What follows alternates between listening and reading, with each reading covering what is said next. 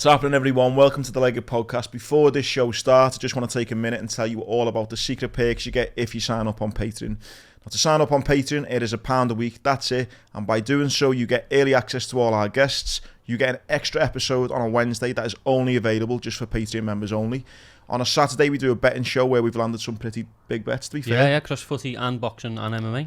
We do live events, quizzes, you get early access to all them, and anything else we've got going on, it all comes to you first for those who support on Patreon. No better time to sign up. We've got about 100 episodes maybe of Patreon episodes, which are hilarious, if I do say so myself. All there available for you now. Get signed up. It's £1 a week, and we'll see you over there.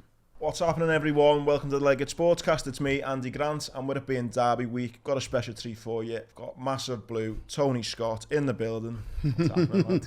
Good, thanks, lad. You are host of the Blue Shite Pod. What's it called? The All Together Now Everton podcast. Yeah, it's we do 3 Everton podcasts a week. We're on Patreon like yourselves, and yeah, it's all good. Well, it is good at the moment, considering on the back of last week's victory, but it hasn't been the best of times being at Sophia the past couple of months. We were just saying off air. Yeah. I mean, I seen it on Sky Sports. I mean, that's all you're reputable journalist. I mean, the things you've done and stuff on your Twitter. I mean, that's how I came across you on Twitter. Obviously, you're in and amongst the football horse racing world and stuff. Yeah. A little bit about you and background for obviously people who are listening in. Yeah. What is the kind of background sports-wise? Yeah, sports-wise, I've been heavily involved in horse racing since I was young, and that's probably come from my uncle Pat. Went to the Grand National meetings when I was 7 or 8, just sitting there in the tats, and I was just obsessed with the place. It really was, and obviously, it's a bit of a niche horse racing because a lot of people, like from the outside looking, and you go, horse racing, it's just like gambling. I actually love the sport. People just look at horse racing and go, oh, it's a mugs game, or you're just doing it to have a bet, but I look at it because of the passion of horse racing. I love horses. I love the way they get looked after by these. And obviously you're getting a lot of people look at it and go, oh, it's cruel to animals and all this. If you go down to any stable up and down the country, whether it be Scotland, England, whatever it may be, and look how these horses get looked after. They get looked after better than human beings. Yeah. Manicured stables, they really do. And I'm just obsessed with the sport. I really am. And obviously I'm a big Evertonian as well. So yeah, it's just 2 big sporting passions in my life. Started off at the Echo. Funny enough, just writing as like an Everton fan. Used to like an Everton fan jury and a Liverpool fan jury. And they'd have Everton and Liverpool supporters writing in every week. And I was a little bit, I don't know, not controversial as such, but I'd just say it off the cuff. I wouldn't be bothered if I upset someone, then so be it. I'd be slaughtering Moyes' tactics off at the time. I go, this is negative. Every time we're going to Anfield, we're getting beat. And I just say it as it is, and then more letters started coming in at the time. They're going like, oh, I totally agree with Tony Scott, what he's saying and all that. So next minute the sports heads at the time go, like, do you fancy doing a little bit more? It was it was at the time when newspaper was going to online. So it was, I think Twitter was just about starting. Yeah. So it was like going from like print to online, and I seen that transition at the Echo office, and it was interesting because I had like I was involved in that side of it, like an Everton point of view, and the horse racing side of it, obviously at Aintree. Next minute, I was going on like courses, like social media courses while I was in there. So it was really interesting to see that side of the media go from newspaper to online and social media the way it is. So heavily involved in that, and it's just translated from there, getting work there and everywhere at the moment. We'll come on to the horse racing a bit more in a bit, but just quickly, what are your thoughts on the whole getting dressed down a bit now? So they're saying the Horse Racing Association have come out, haven't they, and said that they're trying to encourage essentially people to get to the races more. Yeah. I'm assuming it's the kind of midweek ones, the kind of aiming it at, not the kind of so big meets, but in doing so, whatever, they've kind of said, you don't need to be three-piece suits and dressed to the nines anymore. Where'd not going in your 110s, no, to ladies there. Well, I was a few people on who kind of messaged in and said, Andy, I thought you'd be for this because I'm a bit like you, love horse racing, want to get people involved and want people to see that it's more than just gambling, like you say. But I do like getting dressed up. I mean, of course, it's part of it. So I don't know where to sit on the whole relaxing of the dress code. How good is it when April comes every year, when you're seeing Liverpool city centre, the bars, the restaurants, the bistros, the hotels, the city is bouncing for 3 days. Everyone's dressed up. All the girls are having a good time. All the fellas are dressed up smart. Yeah. And that's part of the occasion. And I think it will stay like that. I think the Jockey Club have tried to make it exclusive for everyone. So that you Which was needed. Yeah, of course, 100%. That you're not putting pressure on someone that maybe can't afford a suit or can't afford the best dress. That, do you know what? Just go in your casual clothes. Just just go in jeans and a top. Do you know what I mean? And I think that's the way it is. Obviously, there's a rule book where you can't wear sports shirts. No retro exactly t-shirts and that. Yeah. Yes, but yeah, that's fine. And it's all to bring in more custom for the sport, isn't it? And that's what I think horse racing's are a difficult time at the moment, because everyone looks at it and goes, oh, it's just for posh suddenness, do you know what I mean? Horse racing, it's not, it's like for the higher class, and it's not. No. It's not at all, and it's exclusive for all. The problem I have with horse racing at the moment, and it's nothing to do with obviously dress, it's the affordability of actually going to the horse race. I look at it and going, how can race courses up and down the country justify the prices? Yeah, you go to Aintree and you go to Adoch and you go to Chester and it's like 60, 70 quid a ticket or 50 quid, whatever it may be, and you're going, yeah, they only have like 4 or 5 meetings per year, so they've got to cater for that. Whereas in a football stadium, they're on every other week, so, so I get that. But when you're going into these places, a pint of lager's like 8 quid. Yeah. Do you know what I mean? An hot dog's 9 quid, and you go like, you get a turkey roast baguette, and that's fucking 12. They're getting the monies out of you once you're in there, so they don't need to start, you know. Yeah. And it's the price of an holiday. I've got my brother who's going to the races on the Friday, and we was talking about holidays and that this year. He said, so I can't go, mate. He said, because I'm going to the races. Yeah. Because people are just like, you're paying for your ticket, your suit to get dressed. And mate, I kind of budget like money for the year for those 3 days, because you know I love going, but again, it's like budgeting for a holiday, because you know how much it's going to cost you. So, but again, if you like doing it, you like doing it. But yeah, mate, we'll come back to horse racing. We will kick off the show properly. First of all, Muskie, our producer, happy birthday. I should have said that at the start of the show. Happy birthday to our producer. But yeah, mate, Monday is the derby. Yeah. I'll be honest, I am self-confessed half bitter. I wouldn't say I'm a proper bitter, but my bitterness comes from yous. I'm blaming Everton, really. But you're just being crap. No, I mean, for years it didn't really bother me, the whole, like, you know, I ain't one of these, fuck Everton. Yeah. But I think when we got beat by Real Madrid and the videos of Bellew and Peter Reid come out, that sent me over the edge, and I just thought, fuck, he's... But would it be the other way around? If Everton got to if obviously they're not going to, but if they ever got to a cup final, because I remember coming out of the 2009 FA Cup final when we got beat off Chelsea 2-1, and I had Reds on the phone, and I looked at the number, it was an obscure number, and I'm going, what? I said, so it's just the same, do you know what I mean? Yeah, maybe, yeah, you know what, maybe you're right, but I wouldn't have been one of those ringing you. Yeah. And then, but when you see it, I'm like, I'm going to get you back one day, do you know what I mean? Not yet, maybe, yeah. But yeah, I've got to a point where it wouldn't bother me if these went down type thing, where I know some Reds are a bit like, nah, we want them to stay in, and some lads are, I'm like, listen, if they go down... Bring yous down with us this season. To be honest, a couple of weeks back, even though our form has been shocking, I think before you got Dyson, I would have been a bit more excited. Yeah. But I am a little bit...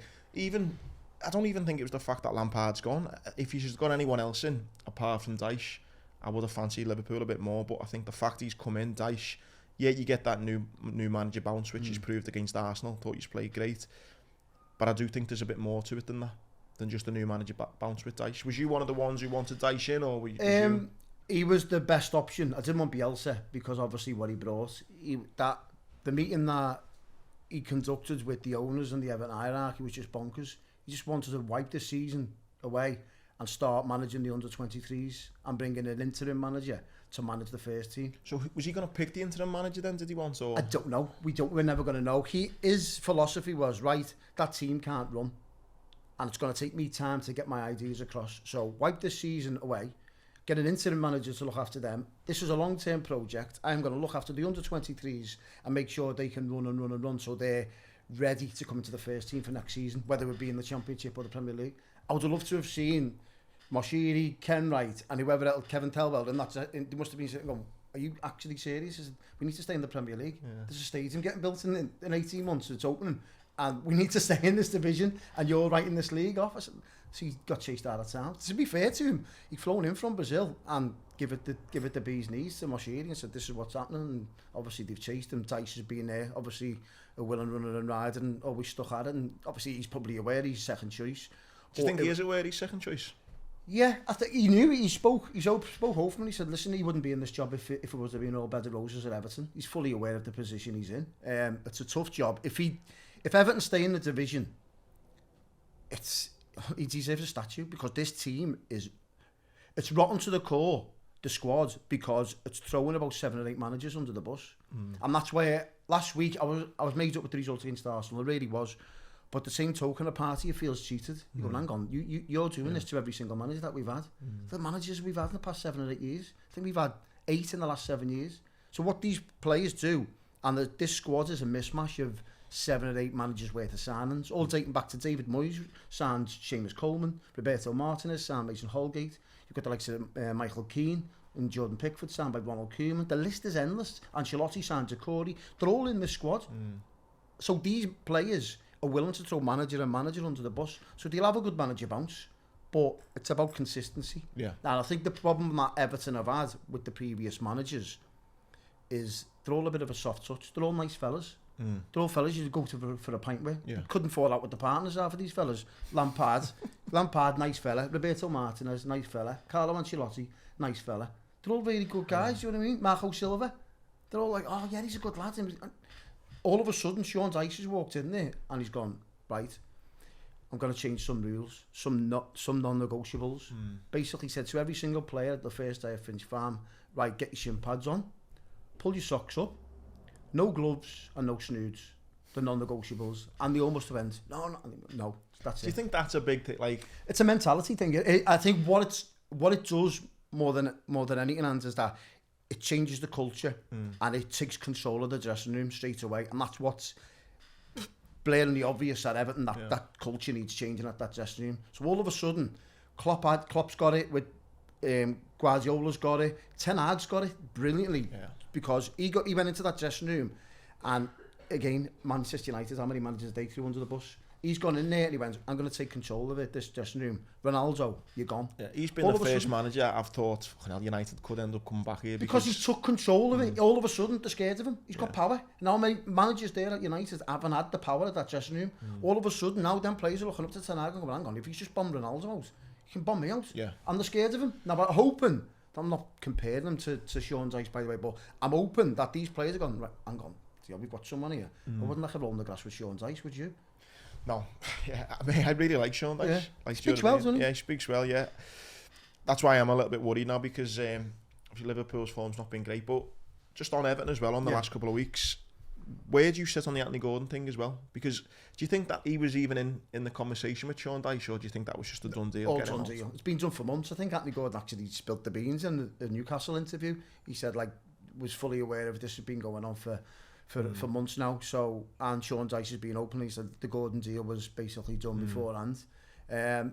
Listen, every player leaves a football club. I get it. I think the fact that he doesn't turn up for training has irked a lot with Everton fans. Yeah. There's ways and means to leave a football club. I didn't. I spoke to a few lads, and I've seen it on both sides. Some lads saying, look, he's a young scouser.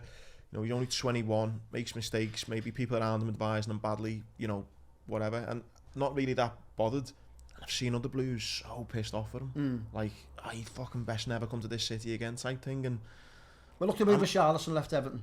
Give Everton season after season after season. Could have moved times, amount of times. Leighton Baines, these types of players could have moved elsewhere. They stuck at it. Yeah, for the detriment of the careers. Leighton Baines probably could have played for anyone at the time, but he stuck at Everton, didn't win anything. Anthony Gordon's probably thought the same thing, and by the way, you can't blame him then, can you? Of course you can't. And by the way, Anthony Gordon's hero is Leighton Baines. What I'm trying to say is that there's ways and means to leave a football club. Yeah, Richarlison left with Everton's blessing, stuck at it. Everton nearly got relegated, kept Everton up last season. He went to Tottenham to play in the Champions League. Anthony Gordon has done nothing this season. Absolutely nothing for Everton. His body language has been awful. His work rate has been nothing but. I've been watching him going, and after time you've seen him with his hands on his hips and going, are you actually fit here at the moment, lad? Yeah. The only thing I'd say about him is that I do think, just as footballers in general, we do kind of, I think the age gets forgotten about. Like, he's 21. Like, do you know what I mean? And maybe that's me giving him a pass, but I just think, like, at 21 you think of the decisions you made or your headspace you were in, and that's not without all the money, all the adulation, all the pressure he's got. I don't know, I was a bit siding a bit more on there. Yeah, you know what, he's made a mistake not coming into training for a couple of times. Maybe you're right, you watch him week in, week out, and his body language adds to that, but yeah, I think it was a shame how it all ended up. Yeah, 100%. I think, listen, if he would have stuck at it, and the thing is, he's meant to be this Evertonian that he proclaims he is, And he probably is. He probably loves Everton and all that, but he sees his career elsewhere, listening to his agents. And he was one of the lowest paid players at Everton. He's probably seen a big pay packet for him. Going to Newcastle, they're on the up, could be playing Champions League football. I get it. But there's ways and means to conduct yourself when you're leaving a football club, especially the one that give you a chance in the first place. 18 months ago, he was on loan at Preston. Couldn't get a game for Preston. Do you know what I mean? And Everton have given him a chance. There's ways and means to leave a football club. Just 30 seconds come off the derby for a second. What I think is mad is I've seen it now with Gordon. I've seen it with Caicedo. I've seen it with Enzo Fernandez. Players seem to play. Literally, I went on the Wikipedia because I kept on seeing it and I thought, what the fuck? Players are playing 20 or 30 games and then going for 40, 50, 60, 70, 80 million. It's not as if they're proven season in, season out. Yeah. Caicedo, listen, decent World Cup, and he's played 26 times for Brighton. I'm not saying he's a bad player, by the way. Enzo Fernandez, what's it, Fernandez goes to Chelsea. Obviously wins the World Cup. Obviously he's a player, but he's played about. Honestly, I think it was about 30 games he's played. It's, you know what, flavour of the month, isn't it? You can say Gordon, he played 70 for. If that is stats, I think he scored 6 goals for Everton. I just think it's mad the numbers of for proven. It's not as if people were saying for a while Mo Salah had 1 season wonder. He's done 20 plus goals now for however many seasons, and so you think if someone's going for 100 million, Enzo Fernandez, and he's played 20-30 games, Salah's proven it in the Prem. You'd argue he must need to go for 500. Exactly. Do you know what a prime example of that is?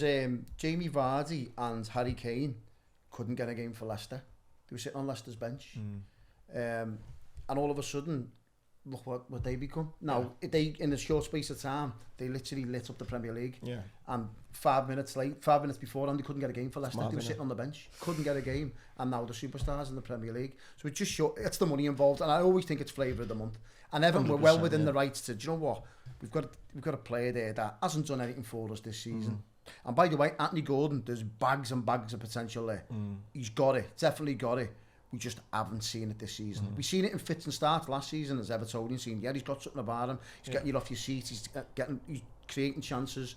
But this season we haven't seen it. So for Everton, a deal, 45 million potential. I know Everton have had 15 million up front, and they'll probably get 15 million next season, and that's how transfers work out now to suit FFP.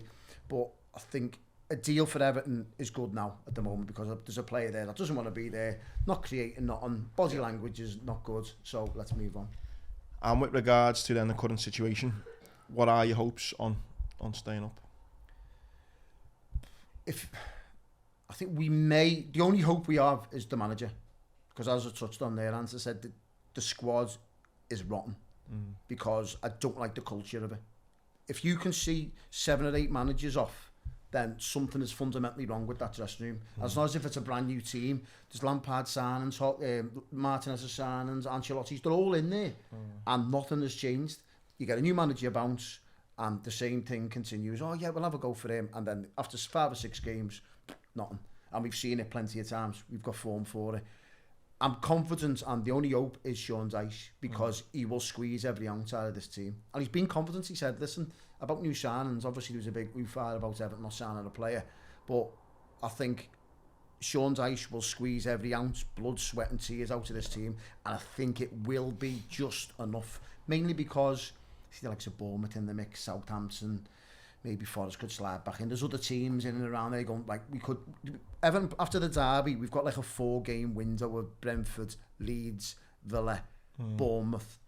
Big games, do you know what I mean? 3, 6, 9, 12 points there available. If we can get like 9 out of them 12, all of a sudden, you're looking at Everton win. You're about 3 points behind Liverpool. But I think if we win if we win the derby, we'll 7 points, 7 or 8 points, which is bonkers. You can just go from one extreme to another. But I'm not confident, but I'm hopeful, because Sean Dyche is the manager. It's weird how Sean Dyche has got me kind of thinking, honestly. Before Sean Dyche came in, before the Arsenal game, I was sitting with my sister's boyfriend, who's a massive blue, and I'm sitting there, and I went through Everton's fixtures, and I'm like, go on, give me 3 points, 1 point or 0, and we went through it, and we're both doing it, and I think I had you on like 35 points at the end of the season, and he had on 37, and it was like, suddenly Sean Dyche comes in, like I say, I like Dyche anyway, you get 3 points against Arsenal, I can see he's getting a point on Monday, and then suddenly you're now on 45 points by the end of the season just because of A new manager bounce. a new manager. So Yeah. it will be interesting with regards to... It'll be tough to beat Everton. They will be tough to beat. I Yeah. think that's what Liverpool finds it difficult on Monday, that it's not going to be where you used to wipe the floor with us under Martinez and Silva 4 and 5s when you had Mane and Salah flying past us. I think it's going to be really, really tight. Yeah, no shame. So I've got me ticket, I'll be there for you going as well, aren't you? Yeah. I remember the derby last season and I genuinely did, think that it was going to be the last derby. Did you, yeah? Yeah. The Goodison one could be the last time Liverpool... This season's derby, the 0-0 at Goodison, could be the last derby at Goodison. Yeah. If Everton go down. Well, yeah. Oh, God, yeah, of course, yeah. Well, yeah, I was thinking it because I thought it might be the last one at Anfield just because I couldn't see you getting back up if you do fall down. One thing you said before I touch on Liverpool was I thought was dead interesting. I listened to the Everton Spaces a few weeks back and there was a financial expert on there and he basically just shut someone down who said the best thing Everton need is to go down for a year. And he kind of went into the whole, why that is the stupidest comment in the world. And he went into the, the repercussions of what happens if Everton go down. And I didn't realise, the magnitude of it. Oh, it's gigantic. And I can kind of understand someone saying flippantly, it'll do everyone good to go down a year and come. But when you actually look into the numbers and the effect it has on everything, it is bonkers. Not just Everton Football Club, there's jobs. Yeah. Jobs, people who work in a ticket office, people who work at Goodison on a day-to-day basis, people who work at the Lava Building on a day-to-day basis, Finch Farm. Yeah. The money doesn't come in, the income doesn't come in. The money that gets lost is just astronomical. Bonkers. It's crazy. So it was really interesting to hear someone basically say, it's fucking stupid, and it falls back into the whole why Bielsa didn't get the job because, again... Bonkers. But yeah, across the park, Liverpool, as awful as we are, it's the derby, innit? The whole cliche form goes out the window. With Real Madrid in a couple of weeks, this could be the game where Liverpool turn up. I always think, when it comes to a derby, it's Everton could be in a bit of form. Evertonians get confident. Yeah, we're going to finally go over to Anfield and watch our team win. But Liverpool could be in a really poor rate of form, and I just think every time Liverpool turn up against us, Liverpool's season would change. So if you beat us on Monday night, Liverpool could go on 7 or 8 wins on the spin and could change your season. I just think about that all the time. Everton could change Liverpool's season so much with a victory for Liverpool. Mate, one of my first... Can you actually see it though? The way you're playing? Fair enough, Tony. Last few weeks, Liverpool have been a great price in the betting. Against Wolves. I backed us against Wolves. Yeah, I thought there was a decent price there. Same. And I'm thinking, I even backed us against Brighton. I thought, no way, we shouldn't be... Because my only thinking is, if they do turn it on, they've seen in the last 4 or 5 years, it can be they can just blow teams away within 4 minutes. Do you know what I mean? So my hope's just been on, Salah just turning it on, Trent's picking up a worldy assist. But I've been wrong the last few weeks, so it's clearly not ticking. Do you think Liverpool can turn it on like that the way they used to? Mate, for weeks, probably up a month ago, I still backed us to get in the top 4 because probably the start of the year. And you know what it was actually? It was the end of the World Cup, and I said, you know what? World Cup's over. I said it would not surprise me if Liverpool went the rest of the season unbeaten. That's what I said at the end of the World Cup because they've just got it in the locker. Yeah, of course. You had to all of a sudden click and just they're just absolutely blowing teams away. So that was my thinking at the end of the World Cup, and then obviously they've not even won a game in 2023. So that kind of feeling I've got where it could get turned on is obviously, waning. But I don't know, mate. I think, like you say, I remember that over the years there's been times, going back to the Gary McAllister free kick and we went on and won the treble, there's been so many times when playing Everton, it has altered the season. Yeah. We're having Madrid next week. Madrid aren't playing great at the moment. You never know, the European Cup's going to be what we set our sights on, and I think a win against Everton could be that. But it's going to be tough. I think it'll be a draw. What do you think, if, for argument's sake, Everton were to win, the damage that would do for the way the season's going? It's just a cherry on the cake, because I think everything's been writ off, hasn't it? Everything has been writ off. I think to get top 4 now, you've seen Tottenham get a result there against City. I think it's going to be really, really tough to get top 4 now, and I think that all hopes is on the European Cup. So if Everton can put an extra bit of misery on us, Everton will be tough to. Everton will play 4-5-1. Tell you that they'll play 4-5-1. Calvert-Lewin up front, and they'll bypass the midfield. But what Obviously, when you're always sitting there, you'd be sitting there with your Evertonian mates and whatnot before the game and ringing them, go, right, who's your best 11, and who do you think will play?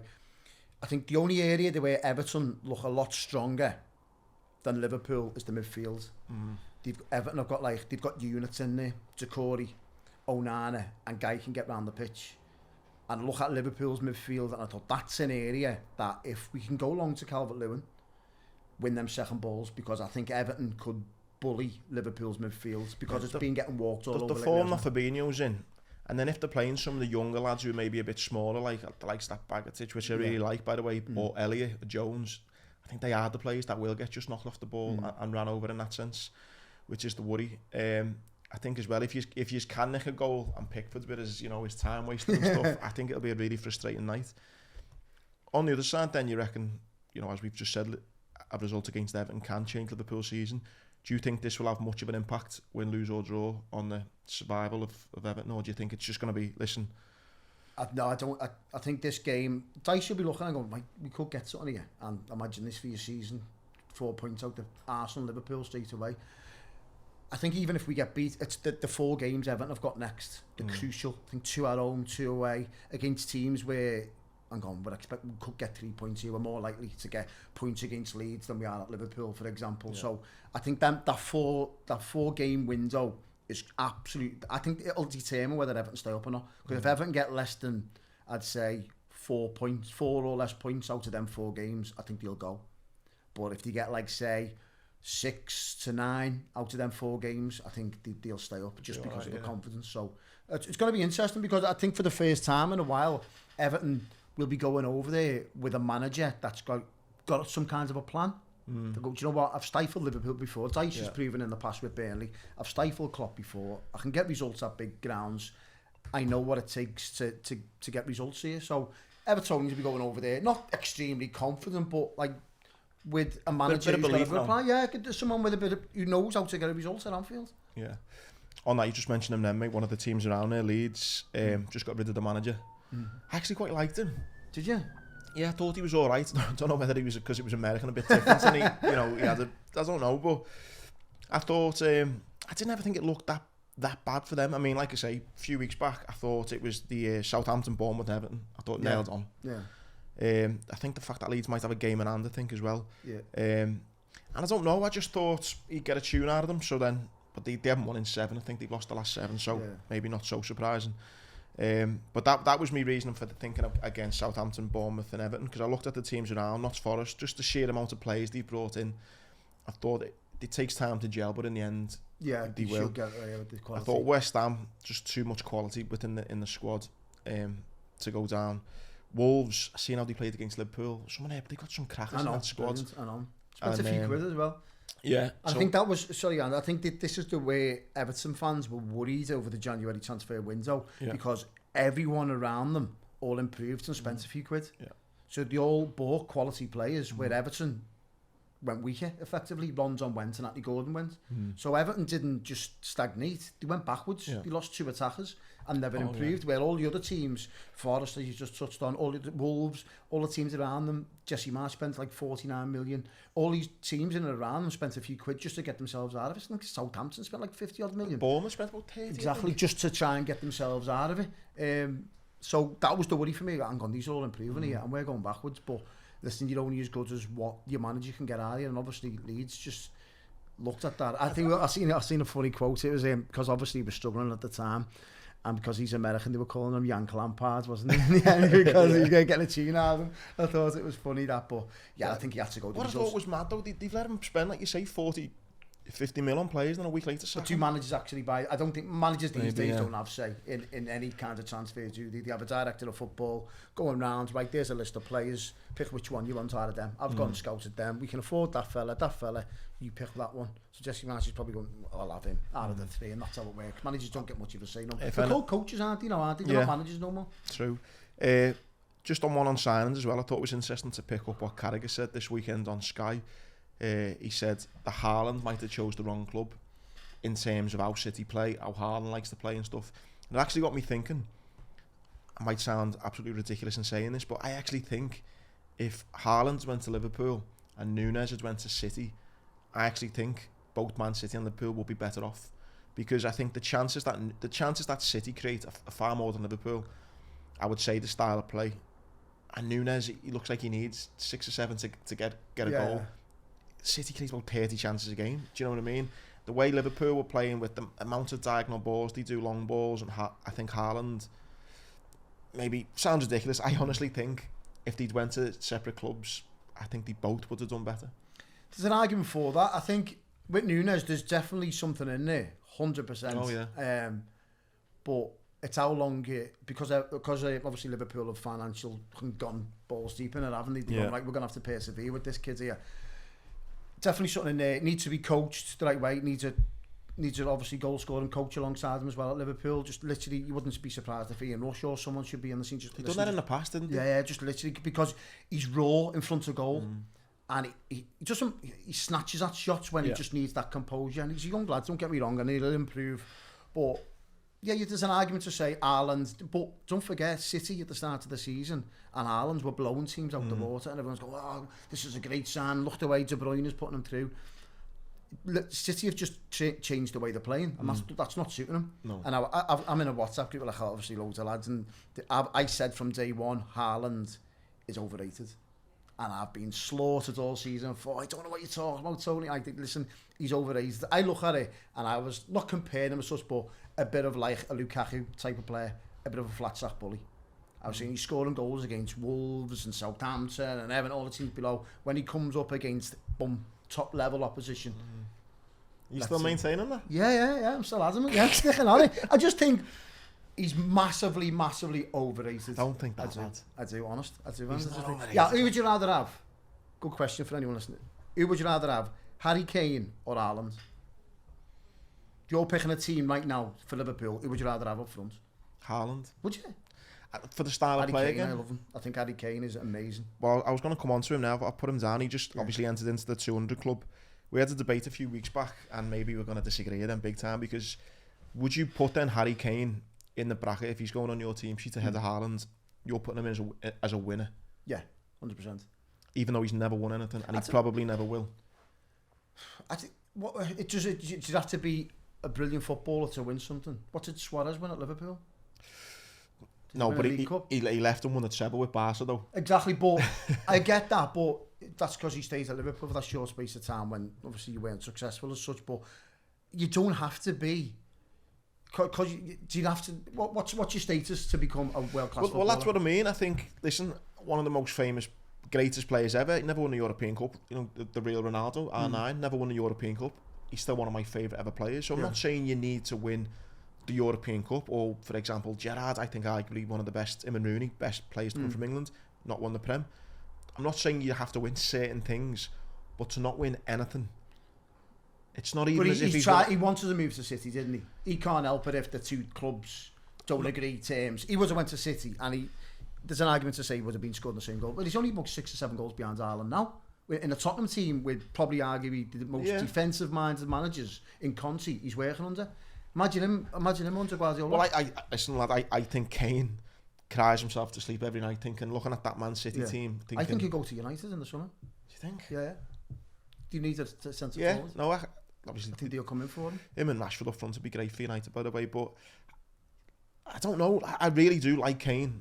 Obviously, his numbers speak for himself, but I don't know. Just something about it. Yeah, I know what you mean. Right, if you went to scout Harry Kane for another football club, and you had like a report on like skill, heading, pace, power, you come back and you go, he hasn't got skill. He can't run. What's he actually got? He's just a world class centre forward that knows the game inside out. He knows every last trick in the book in terms of winning fouls, winning free kicks, winning penalties. He's always in the right place at the right time. He's got absolutely unbelievable mentality. He doesn't care if he misses 5 or 6. He's in the box again to score the next one. You say all that though. I did listen to TalkSport once, and I had a Tottenham fan ring in, and he was knocking him, saying that he doesn't turn up in the big games. I don't watch Tottenham enough to kind of know of this, but I was at the European Cup final against like Haaland. And, yeah, maybe there's an argument for that.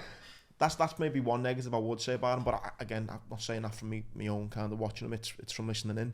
But the only thing that doesn't sit well with me, why I would pick the likes of Haaland, is I think he's younger. All those attributes that you say maybe Kane hasn't got, he has got. And I just think that the fact he's not won anything, and I'm kind of being devil's advocate here. You know, we've had it both kind of said Anthony Gordon conducted himself in the wrong way. But arguably, if Harry Kane had conducted himself in the same way Anthony Gordon did, he's got a Premier League medal. It's like, what you want more? Does that go to show the professionalism of Harry Kane? He's England captain. It does, yeah, it does. And, you know, morally, and, you know, yeah, he's done the right thing.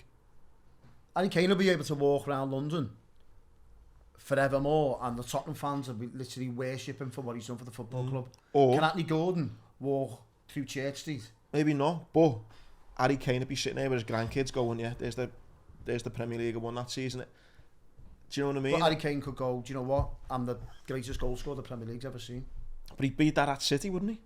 He would, but it just goes to show the professionalism and what you're thought of by your own supporters. 100% agree. Look at Steven Gerrard, Jamie Carragher, 100% Leighton agree. Baines, all these players can walk through their own city and be worshipped. Don't have to buy a pint ever in their lives. They're worshipped by their football and City supporters. The likes of Anthony Gordon, these types of players. Ross Barkley, another one. Left, just couldn't wait to get it. And I understand it, but there's ways and means to leave a football club. No, I get it. And Gerrard and Carragher and all these players probably been tapped up left, right and centre in years gone by. But they chose to stay with the own football club because it'd mean more to win one Premier League match with the team you've loved and supported than to actually win a trophy with someone else. I do feel for him. I do feel for him, for Kane. But one thing as well, mate, was interesting, which kind of round off the Prem. Oh, by the way, did you see that Atsu got caught in the earthquake? Yeah, I've seen that. Really, out though, wasn't really sad, yeah. I don't know how badly injured he is, but the last couple of things, actually, Wrexham was booted out the FA Cup. I see him with the whole Ryan Reynolds thing, and it's like, wow, literally cliche Hollywood kind of thing. I seen a Wrexham fan come out and go, it's fucking shit now, because I was watching them for fucking 10 years, now I can't get a ticket. So this whole idea of, wow, it's amazing what he's done for the club, don't get it twisted. There's like a small pocket of fans who are pissed off because they can't get a ticket anymore, which I thought was quite interesting. Do you know what? It's nice to see, and over it all boils that we'll probably speak about FFP in a minute. It's like the fact that a club going absolutely nowhere, probably on the brink of administration, and that someone can go in there and lift and generate a whole town. Yeah. And why shouldn't that be allowed? Why shouldn't that be allowed to see a football club like Wrexham grow and grow and grow? Because they're a good football club. You'd want to see a club. You don't want to see a football club like that in the non-leagues. You know what I mean? You want to see them. They've got a good solid fan base there. 100%, mate. Yeah, like you say, mate. On the old FFP. So on the morning of talking about this, United's Qatari investors looking at a $6 billion move for United. It brings on the whole Everton have got it going on, Liverpool have got it going on, and obviously it's making the news with City now and the financial spending. So I seen a few blues, like, bitter blues going, oh, this is great, City get the titles taken off them and Liverpool can't even celebrate and all that. And do you know what, mate, joking aside and, piss taking and bitterness aside, I actually just text one of the lads, all in the group chat, it's getting spoken about, and I text one of the lads outside it and went, man, I just feel really sad. Like, joking aside, I feel really fucking sad that, in the greatest 4 or 5 year period of my time watching the pool, when we were fucking unbelievable, we've just been cheated out of it. And as rivals, you go, but it's fucking so what? But it is essentially, mate, just been robbed of something. And it's that bit of me that feels really fucking sad and bitter about it. However, I'm quite pragmatic when I kind of look at things. I can most of the time see things from both sides. I also think there's a bit of me that's like, don't throw stones when you live in glass houses. And I think if you're telling me Mashiri, Abramovich, John Henry, every owner, the Glazers, they've done everything by the book. Well, we know they haven't. Yeah. So these same you've just named owners there that all went beyond the Premier League's back, all went beyond their own supporters' back to create a Super League. Yeah. So they can't. You're right in terms of throwing stones at glass. You go, hang on, get your own house in order. Yeah. What you tried to do is to move away from the English pyramid the English football, you wanted to go, right, we've had enough, we're creating our own Super League for financial gain. They didn't care about the Premier League, they didn't care about their own supporters. They went, right, let's get together. The Arsenal owner, the Manchester United owner, the Liverpool owners, Chelsea owner, they all got together in America. Let's create this Super League because we don't care about the pittance in what's going on in England. Let's go and create our own Super Dynasty. So let's have a look at it and go, hang on, well, what Man City doing cooking the books? So be it. Not everything's rosy in everyone's garden there, do you know what I mean? No, I know. I think it's just what's kind of...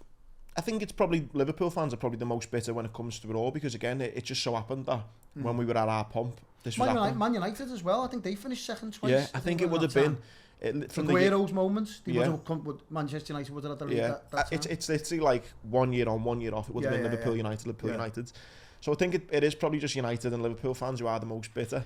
And again, I just feel sad and mate, we've just became pawns to a billionaire's football manager in real life, essentially. You know, as much as me and you love our clubs and, you know, it's essentially, mate, just a few billionaires sitting around the world playing football manager. Yeah. That is essentially all it's come down to now. And it's, in the end, they've all got similar amounts of billions. It's just fucking, that's all it's become now. But I take pride in the fact that what the likes of Brentford and Brighton are doing. Oh yeah, that's Tony Bloom. Tony Bloom for Brighton. Clubs. He's a fascinating guy. That Tony Bloom, by the way, the Brighton guy. Well, it's no coincidence. Brentford and Brighton are ran by professional gamblers who study data till it's coming out their ears. So everyone says like, oh, when I'm doing like my football tips or whatever, everyone goes, oh, how did you find that as a yellow card? And they're going, if you're willing to dedicate time and effort and research, all the websites are out there for you to go on. If you want to see what colour bills the referee's got on next week, you can find out, do you know what I mean? You find out absolutely everything. Yeah. But you've got to dedicate time and effort to it. Go, right, here's my 2 hour window here. I'm going to find out Merseyside derby, how Liverpool have been playing the last 6 weeks, how have Everton been playing the last 6 weeks, who's the referee, who's in form, who's out form, what's this referee about, is he lenient with his cards? You've got to look at everything. They go, then you come to a conclusion, you go, hang on, well, I tell you what, if Nat Phillips plays here against Calvert-Lewin, that could be a yellow card there because and you find a little clues and you're going, that's worth a bet. You're looking on different places and all of a sudden you've created a little niche for yourself going, I fancy that now. And this is where this comes to in terms of Brighton and Brentford, a well-run football club because professional gamblers own them and they recruit in their team behind the scenes. No, it's no coincidence. Every signing Brighton make, buying for 5 or 6 million, selling for like 60 or 70. Yeah. Mad. Look at Cucurella, he was at Chelsea, the fullback. Bought him for pittance, and next minute he's selling him to Chelsea for 60 million. So, what's the lad in midfield who was going to Arsenal? Trossard? No, Salcido, was it? Oh, Casido. Yeah, sorry. Arsenal were going to buy him for 70 million. They bought him for next to nothing. It's recruitment, and this is what these gamblers do. They create that much research with their team. They leave no stone unturned when it comes to recruitment. Everyone at that football club, I guarantee, will be pulling their weight 100%. Whereas in other football clubs like Liverpool, United, Arsenal, not as such as the effort that they're putting in because they can rely on obviously the wealth where the likes of Brighton and Brentford aren't relying on that. Yeah. No, that's Tony Bloom. Anyone who's listening as well, that's Tony. I didn't know about the Brentford as well. Gambler, yeah, Tony. He's got the Lizard. It's the Lizard thing. It's called, isn't it? His consultancy firm's called like the Lizards, and it's just like that's his data. He got all his research. It's best in the business. It's Lizards Consultancy, I think it's called. Yeah, fascinating story. But it's right. In terms of FFP, I get why Liverpool fans and Manchester United fans will be, but see, a part of me thinks Manchester City have lived in Manchester United's shadow for absolutely years, being in League Two when United were winning trebles. How much crap have they been thrown at them sharing the city with? But that's not a reason, though. To just no, I know, but yeah, well, let's say for argument's sake, FFP now, they're like Jack Walker, what he's doing with Blackburn, went in, local town, doing nothing, his own club, pumped millions in it, Shearer, Sutton, bang, bang, bang, won the Premier League, brilliant, a dream come true. That wouldn't be able to happen now. No. And a part of me thinks, why have you shouldn't, an owner should be allowed to go into a football club and put as much money in as possible, but not put it on the football club's team, put it on his own. So if it goes into debt or if it goes, it's on you, it's not on the football club. But then surely though, you'd have, though, you're not going to have Bootle FC, Marine FC having that, are you? Because the likelihood of someone with that amount of wealth coming to a small little village or town and pumping that much money in, like Wrexham, compared to how many times that happening now. Exactly, but it's nice to see, isn't it? Of course Isn't it is, that yeah. a football club can be transformed, a whole city. Yeah. Imagine if someone went in and bought Marine. I always think, yeah. Splashing the cash. think You go, wow, what about that? If I won the Euros, I'd buy Bootle or something. There you go, Marine, and you buy people, you start buying better players, transform the ground. I'm a hypocrite because I would like to do it myself. But then all of a sudden you're down. FFP is to, let's put it out there, is to suit the big clubs because of what they're bringing in. And it's to stop the clubs like the likes of Everton, probably a stupid example because they blew obviously stupid money, but to stop football clubs who are mid-table being bought and having to throw money at it left, right and centre. Because Newcastle now, they're having to weigh up and hang on, we can't spend this much now. The Anthony Gordon transfer, for example. Some of the leaked emails and I seen again. I heard someone ring in saying Man City were exonerated by UEFA. They weren't exonerated. They got a £10 million fine, and the only reason they couldn't go any further was because there was a time scale. It was time sensitive, whereas the Premier League haven't got that time sensitive. It'll go on for like 3 or 4 years. Go on for years, but I've used some of those leaked emails are hilarious. Yeah, I've seen some of them on social media. And I've read Gary Neville's book as well, which is really good. If you haven't read it, but The People's Game, I think it's called, and he's given some of the it goes into a bit more detail how they were doing it. And it's literally just me and you going, hey lad, send us that money, but just put, you said you'd sponsor this, go on, just how much you need. It's mad. It is mad. So, what do you think will happen, City? I think money talks. I don't think they'll, I'd like to see them. I made the point on Twitter that, wasn't too long ago, Juventus and Rangers got fucked off down the leagues. Premier League's different. How's them leagues going? Yeah, exactly. Do you think the Premier League... The lad I got blown up, it's a massive Rangers fan. He said that Rangers spent 4 million in this January transfer window, and it was the highest ever spent in Scottish. 4 million. Jesus. And you've got Casiado going for nearly 80.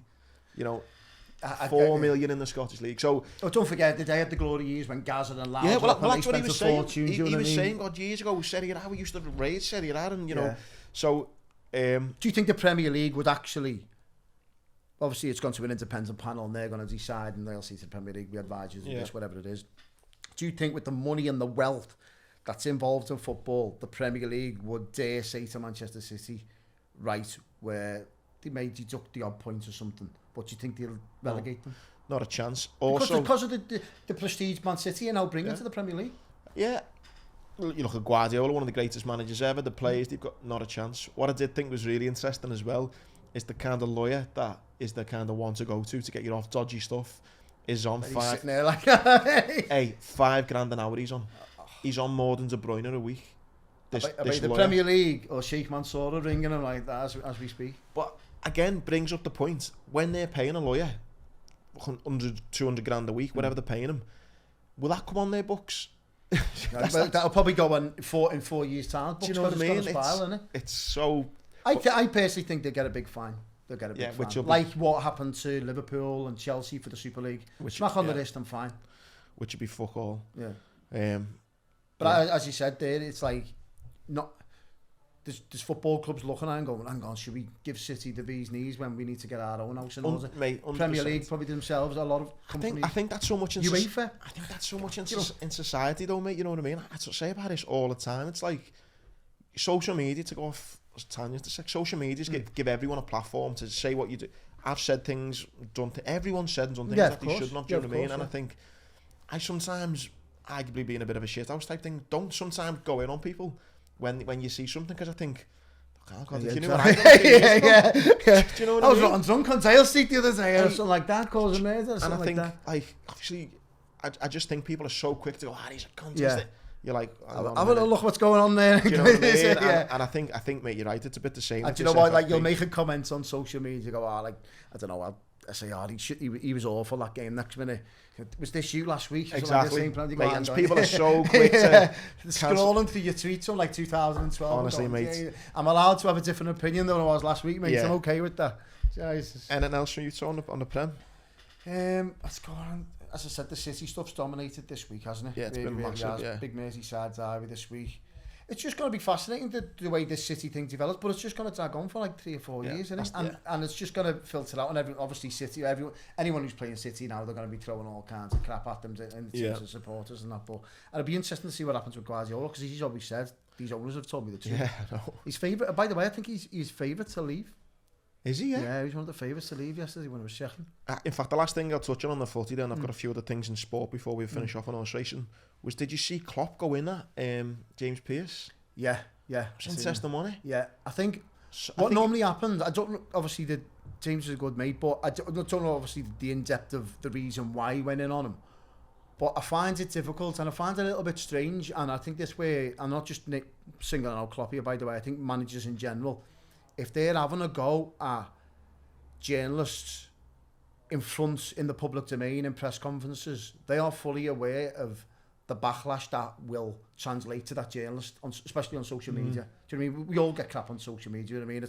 It's how you recover from it, it's how you take to it. Some people take to it differently. The way water never ducks back to me, I'm not bothered, do you know what I mean? But I know what you mean, though. It could be potentially, I mean, I don't know, I know James off social media, but it's like, career ender might sound a bit dramatic, but depending on how much shit he gets, it could massively affect his career. No, it's not just, it's how it affects him. Now, people don't know what he's like as a person. He's a really good lad, but people don't understand that when that interview went out, it's like the backlash that to a football fan who's in Africa or Asia going, Klopp's had a go at you, what are you saying? You don't understand. And I think this is where managers just got to be, I'm not just naming Klopp here, by the way, I think managers in general, there's got to be, I think in my opinion, just got to be aware that journalists are just asking a question that the majority of football fans want to hear. The question was, like, and every Liverpool fan I've spoke to, by the way, has said the same thing. It's like, why are we starting games slow? Yeah.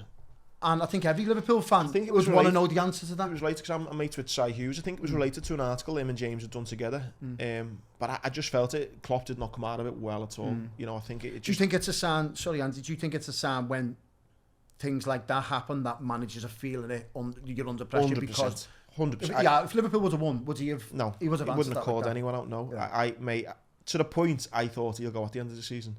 He's cracking there. He's having a go at James, who's been there. Like I say, I'm more mates with Si Hughes. I know they work together a lot on The Athletic.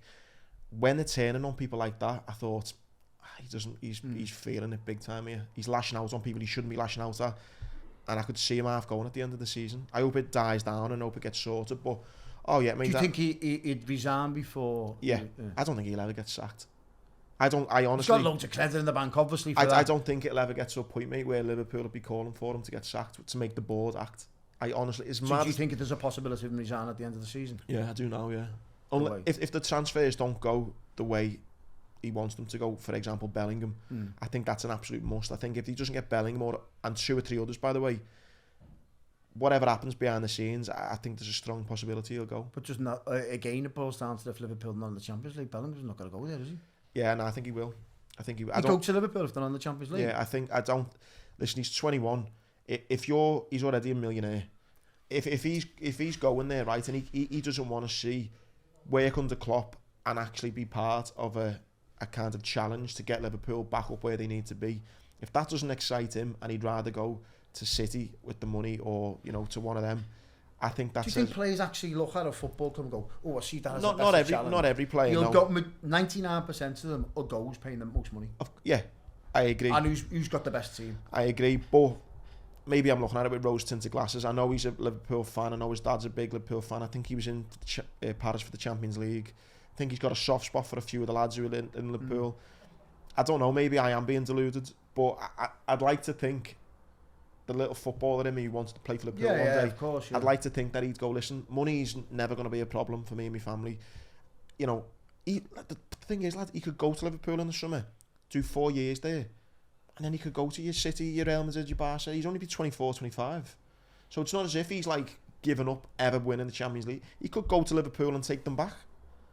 Yeah, there's an argument for. I get what you're saying, and do you know what? It's nice to have that philosophy on what a footballer should be looking at, what it means to him. Yeah. Do you know what I mean? It'd probably mean more to him winning an FA Cup with Liverpool than it would be to win a Champions League with Manchester City or somewhere like that. But that's ever right. Yeah. Agents will be playing a huge part. Of course. Agents will be like that, right? Real Madrid, how much are you willing to give me as an agent? How much are you willing to give Bellingham personal terms? Yeah. How much are you willing to pay for them, etc. Right, Chelsea, what are you offering? No, that'll all be happening now behind the scenes, and it'll be Champions League bonuses, all this, and then we go to Klopp or Liverpool or whoever's in charge of recruitment at the time, because that's took a bit of a blow in terms of Liverpool's recruitment over the past 12 months. That's been the bigger thing that hasn't been spoken about, the amount of people who have left behind the scenes is a bit. I think even Michael Edwards, I think what's his name? Gordon.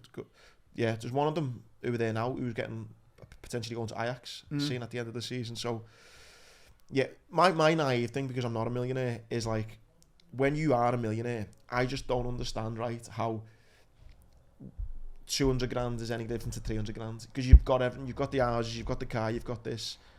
Although saying that, I did read Paul Merson's book once, and it was fascinating. He said Arsene Wenger wanted to keep him at Arsenal, and Middlesbrough put an offer in for him.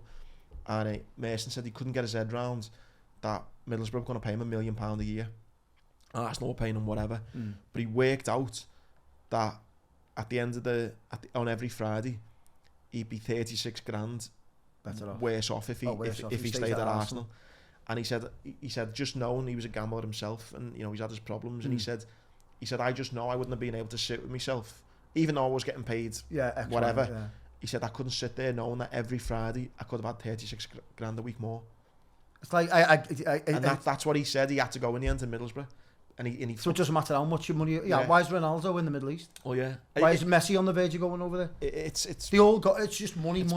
It's like footballers now get a window of, if you break into the first team, their agents and obviously the promotion team and everything else, the other team, right? You've got to capitalise on this as much as you possibly can. Milk football for what it's worth. Because they're in for 15 years. Right. Get it, break your leg next week and you're done. Yeah. And then you're pulling pints. Then you're stacking shelves. Anything can happen. Anything can happen. You'd be in an office with me or whoever. You're just a normal guy. Then you've got to milk this for what it's worth. And that's why the likes of Ronaldo will just keep churning out. How much money does he need? And he's in the Middle East playing football. And then you go to the MLS and Gareth Bale. My little thesis on Messi is I think he'll do another year at PSG. Then I think he'll go to America for 2 years and then finish off in the World Cup, because the World Cup's in America, isn't it? So he builds his brand in America for a couple of years. Hasn't he been the ambassador in the Middle East somewhere? Something like that, yeah. Yeah. But I think he'll do another year at PSG, and then I fancy them for the Champions League, by the way. Who? PSG. It'd be sod lauded City winner. You want to get back on them now before they play Bayern. I think Napoli are strong, aren't they? Yeah. Napoli. I think they're like everyone's neutral team, the way they play. The Iron Centre. They remind me of Liverpool like 3 or 4 years ago, the way they play. Yeah, they got that lad up front, the black lad up front, that tall lad, he's unbelievable. Yeah, they're very good. You just like if I was to watch a team and say I don't watch much of them, but I like Napoli the way they play, really do. Mate, I'll rattle through just some stories in there, because I knew the Prem with everything going on, the derby and that. I knew it'd take up most of the show. But you're into your F1? Not really, no. I'm not really into it, lad, to be honest. I got into that Drive to Survive for a bit, watched the series of it, but it's anyway. The only word of note for me, because I love Las Vegas, is they were going to trial it for I think 3 years, and they've just said nah, fuck it, and they've just extended it to 10 years. They haven't even had one race there yet. But they've already said we're gonna just indefinite kind of. It's gonna be there to stay. So, that was the only kind of F1 news I had, which I thought was great. Las Vegas for the next 10 years or so. That. The other one as well, which I've got a bit of a weird pet hate for, like, is people like as in us Brits jumping on the NFL. Are you one of them that jump on it? No, I'm not. I don't see it. I don't see it at all. I look at it and go like, I'm bored after a bit. Yeah. Do you know what I mean? It's like if I'm watching a sport, it's got to like get me off my seat. The new thing is everyone has a new team now, don't they? Yeah, like picking an NFL team. I've never really. Listen, fair play, but I'm not into it. The only thing I did see, which was interesting though, is there's a game this week, I think on Sunday, and it's two brothers playing against each other, and they've got the mum to do the coin toss. Like nearly 200,000 people signed a petition so the mum could do the coin toss in the middle. That's the only NFL story I've got for you there. On tennis as well, which I thought was interesting, there's a bit of a joke on the podcast that I always kind of have a go at Emma Raducanu. She's the British girl. Yeah. So it's kind of, people are maybe going to say, well, this is what I do. A girl called Peluga, she's an Olympian, I think that's how you say her name. She's Olympian. She's come out and defended kind of, not Peluga, sorry, Puga name is, sorry. She's come out and defended Emma Raducanu and said, like, basically social media is toxic. Like, you need to stay away from it and kind of work on yourself a bit more, because she won the Australian Open and then just got catapulted to like I think 10 in the world or something. She's gone down to 77th now. And why do you blame social media for it? Well, just as in people having an opinion on it. Yeah. So my opinion. And it's affected her, has it? Well, something's affected her because I don't think she's won more than 2 or 3 games in a row. So everyone always jokes on here, says I always have a go at her. Yeah. And it's not so much I'm having a go at her. It's not so much I'm having a go at her. I just hate the way the hype around, like, she's won one tournament, and all of a sudden she's like the next Serena Williams. And it's like, she's 19, 20, 21, however old she is. Like, calms down a bit. And I also don't get the tennis rankings, how she can win one thing, and then she's in, catapult like, into the top. She's had a bit of a kind of rough decline. So anyway, you had a former Olympian champion, Pugh, her name is, I think that's how you say it, basically come out and said, like, she had a similar rise. You know, 1 minute she's not one, next minute she's Olympic gold medalist, and just said, like, you know. I think that's in sports in general, isn't it? And how the media works. If they see if a kid comes from Liverpool's academy or Everton's academy now, they're the next Steven Gerrard or the next Wayne Rooney, aren't they? It's just like, and how you cope, and I don't know anything about the girl, to be honest. It's about having that right support around you, the right family, the right friends, and I don't know anything about her, so it's like, keep your feet on the ground. Doesn't matter how much you're earning, and it's really talking boiling back down. Well, she was on like the front of Forbes magazines and stuff, and you're like, she's a good looking girl, so she's getting modelling contracts thrown at her and stuff. And you don't blame for obviously cashing in and everything. It's but keep your feet on the ground. Yeah. Let's deal with what's made you here where you are right now. Keep your head on the sport. And related to that in a weird way is there's a girl called Peluga. Again, I can't pronounce these surnames, but she's tennis star at the moment. Her mum co-owns Buffalo Bills in America. And it just goes to show what you don't know, the likes of Emma Raducanu, what's going on behind the scenes, because her mum had a cardiac arrest in her sleep. So was going through that. And then her form starts to dip, and she doesn't really want to come out and talk about a family issue. Yeah. But yet everyone's like, well, what's going on with you? Yeah. And it just shows, like, especially in those solo sports like tennis, or like, but you haven't got teammates to rely on. Exactly. You don't know the stresses and pressures that maybe Emma Raducanu's going through. This Peluga's come out and actually opened up about hers. But hers happened a year ago, and it must be hard, mustn't it, when you've got a family problem, whatever it may be. Yeah. And yet you're there on your own on the tennis court, those pressure moments, break points, match points, and your fucking head's thinking about your mum. Well, do you know what? And that's at that level. So imagine, and I've done it myself, and probably lots of guys can relate to this as well. If you've had a bad day at the office, or you've had an argument with your missus or something, and then you've gone to play five-a-side, your head's not right going, I've left the house there on bad terms with your missus, or and you, all of a sudden your head's all over the place, and you haven't been the same playing 11-a-side, or you've gone to the gym and you haven't 100%. Been right, and that's just like at the bottom level. So imagine being at the top level, the pressure on you from thousands of people watching, madness, or from millions of people all over the world, that what's going on behind your scenes, and you haven't been mentally right to go and obviously perform. And the last one on tennis for me, mate, I'm a big fan of Novak Djokovic. It turns out he won the Australian Open with a 3-centimetre hamstring tear.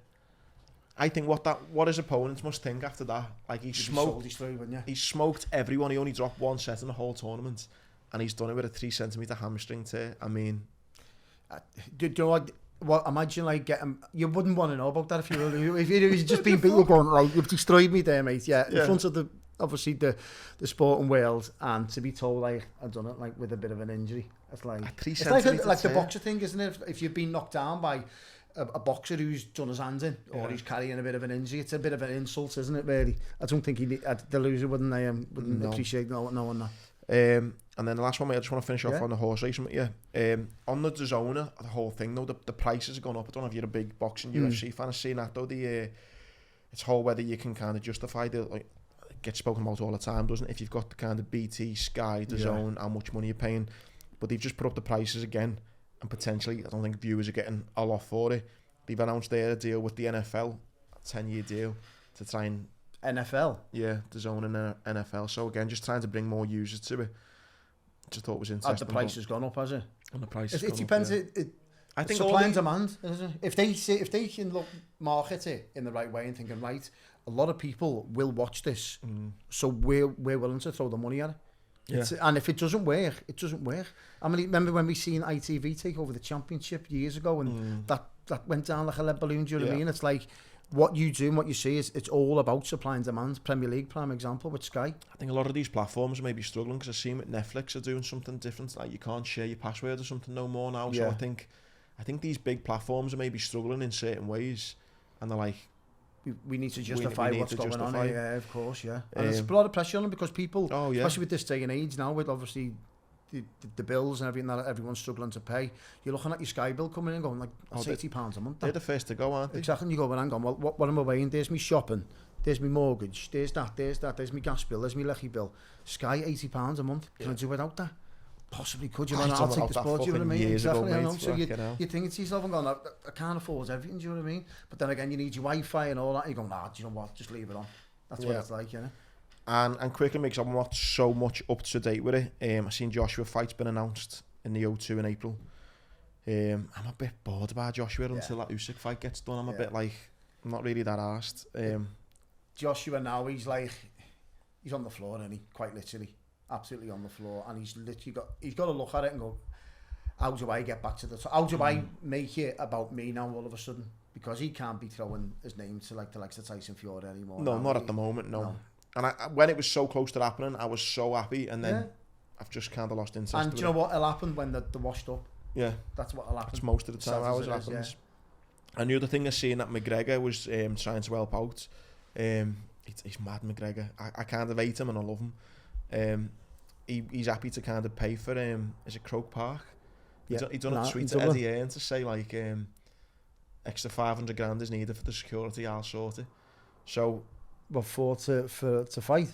Yeah, I think they're trying to make the Katie Taylor fight happen in Dublin. And Eddie Hearn was trying to, don't know, sort venues or bits and bobs. And McGregor just randomly tweeted and said, I'll sort the $500,000 and like, get it sorted. Like, UFC, I'm a bit controversial on this, really controversial. I don't know. I think it's... I love boxing, love watching boxing. I think UFC is a bit more brutal. Bit more brutal, like where you're on the floor and it's like... I get that. I like the boxing part and the martial art part of it. I get it. Like that, you're obviously you got to be some of the knockouts are like, and like when they're on the floor, you can still keep it. I go, whoa! It's like I think the worst ones are like when he's out, like he's just been knocked out and he's lying there, and then it's just like a big hammer fist on his face. And they're like doing all it, and I go, oh jeez. Although I did see though, I think it was someone like, who was it? There's a British guy in Northwest. What's his name? Tom Aspinall. Basically had a similar debate on TalkSport with someone. He was basically saying it's actually, believe it or not, better to kind of have the UFC where you kind of knocked out and you might have 2 or 3 punches and you're knocked out, whereas boxing is 12 rounds of continually getting punched. So there's a bit of kind of argument in the sense of, I get that. I just feel damage. When they're not when they're getting knocked out, when a boxer clips someone and he goes down, the boxer can't go over and fill him in on the floor. Do you know what I mean? He's only relying in UFC. You're relying on the referee getting in. Do you know what I mean? I have become a massive fan of UFC. I think the whole McGregor was the one who turned me, just because he was. It's just the way the world is, isn't it? Type thing. I just kind of fell in love with that whole like Mystic Mac thing and stuff. So I definitely became a big more of a UFC fan lately. But the one thing I did want to talk on, like we said at the start, mate, you are a big horse racing fan. Did you see the race at the weekend, by the way?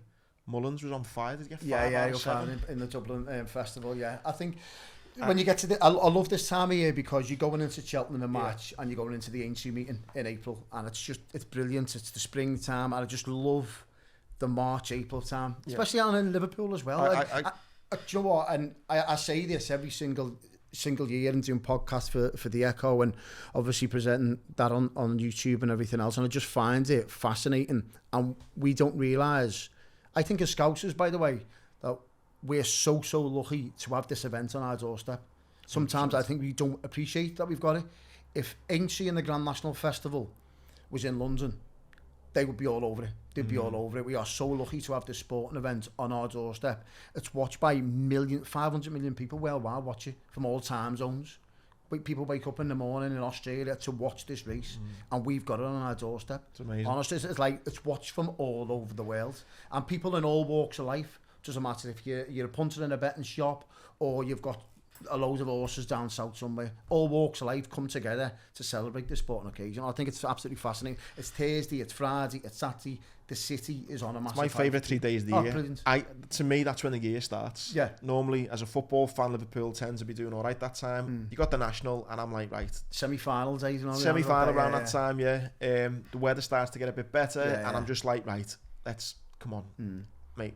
Absolutely love it. And do you know what? I think this year as well, I think it's a week later as well. So it is a week later, because of Easter. So it's a week later. So obviously we're hoping that the weather will be a lot better as well. And do you know what? When the sun's beaming down at Aintree and everyone's having a good time, having a sing and a dance, it's absolutely fantastic. It's the best. Yeah. So like you say, though, the racing heats up with obviously Cheltenham around the corner, and I see Mullins getting 5 out of I think it was 5 out of 7. The big one I wanted to touch upon was Honeysuckle. Did you see that race? Yeah, seeing it. Yeah.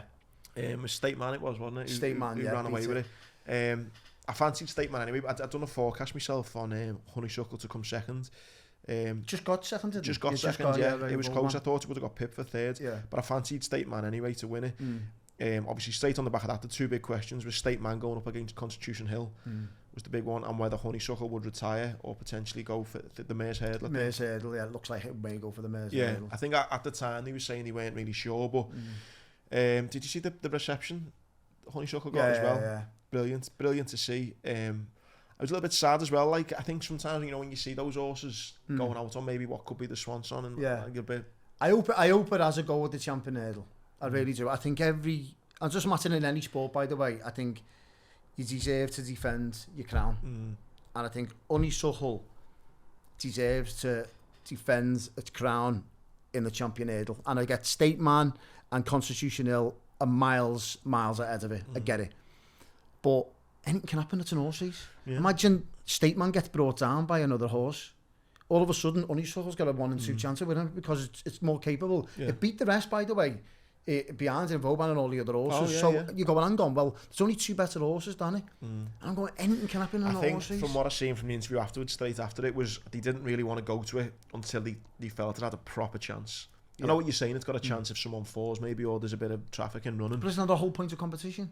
Yeah. If everyone was like that, you go... Well, no one would turn up, I guess. Exactly. That's the whole point of a competition, isn't it? Because it's like in any walk of life, or if I'm not good, you challenge yourself. And that Honeysuckle, regardless of if it pulls up, or it's just not itself, or it comes tears, or wins it, it's going to get an unbelievable reception at Cheltenham. Yeah. Probably better than any horse over the festival when that goes past the parade ring. Oh, yeah. And wouldn't you like to go bow out on that?